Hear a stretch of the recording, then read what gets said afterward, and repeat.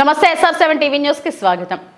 నెలవాయి జిల్లా పరిషత్ ఉన్నత పాఠశాల నందు నూతనంగా నిర్మించబడిన కళా మందిరాన్ని రిబ్బన్ కట్ చేసిన నెలవాయి గ్రామ సర్పంచ్ వేమసాని సుధాకర్ నాయుడు తిరుపతి జిల్లా బుచ్చినాయుడు కండ్రిక మండలంలోని కళా మందిరాన్ని నిర్మించడానికి ఆర్థిక సహాయాన్ని అందించిన దాతలను సన్మానించడానికి విద్యాశాఖ తరపున MEO1 ముని సుబ్రహ్మణ్యం, MEO2 రవీంద్రనాథ్ రుణదాతలకు పూలమాలలు వేసి దుస్సాలవాలతో ఘనంగా సన్మానించారు। అనంతరం విద్యార్థులు నృత్య ప్రదర్శనలు చేశారు। ముందుగా అల్లూరు సీతారామరాజు, మహాశ్మతి రాణి, భీముడు పాత్రలతో కళామందిరం ప్రారంభోత్సవానికి వచ్చిన గ్రామస్తులను అలరించారు। కార్యక్రమంలో నెలవాయి గ్రామ సర్పంచ్ దంపతులు, మాజీ సర్పంచ్ రావూరు జయశంకర్ నాయుడు, తెలుగుదేశం పార్టీ గ్రామ కమిటీ సభ్యులు దొంటేటి సురేష్ నాయుడు, పాఠశాల committee chairman S Nagaraju, vice chairman తదితరులు పాల్గొన్నారు। Reporting by SR7 TV reporter B Ramachandraiah.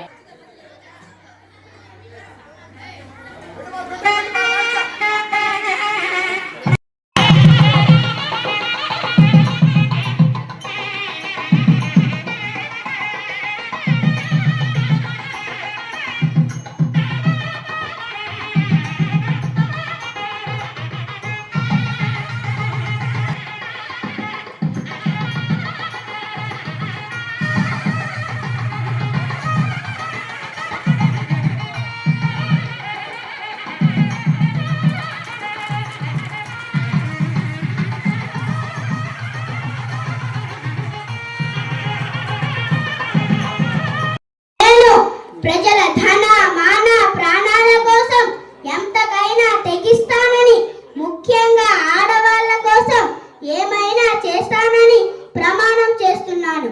మా నాన్న గణపతి దేవుడు, మా నాన్నకి పుత్ర సంతానం లేదు, మా నాన్న నన్నే పుత్రునిగా భావించాడు। ఆడపిల్లనైన నన్ను మీ అందరికీ రుద్రదేవుడిగా పరిచయం చేశాడు। చివరికి ఆడపిల్లనని తెలిసి మీరంతా నన్ను నిలదీశారు। ఎందుకు?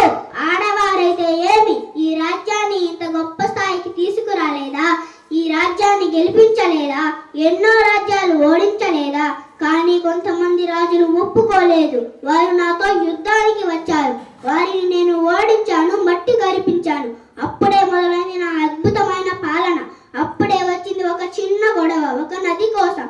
ఒకే తల్లి పాలు తాగి అక్క చెల్లెలం అన్నదమ్ములం అయినప్పుడు ఒకే నది నీళ్లు తాగి అక్క చెల్లెలం అన్నదమ్ములం కాండేమా అన్న ఈ ఒక్క మాటతో ఎంతో మంది కలిశారు, ఎన్నో రాజ్యాలు కలిశాయి। నేను ఆఖరిగా చెప్పాలనుకున్నది ఒక్కటే, ఆడవాళ్ళను ప్రోత్సహించండి। ఆడవాళ్ళు చేయని పని లేదు।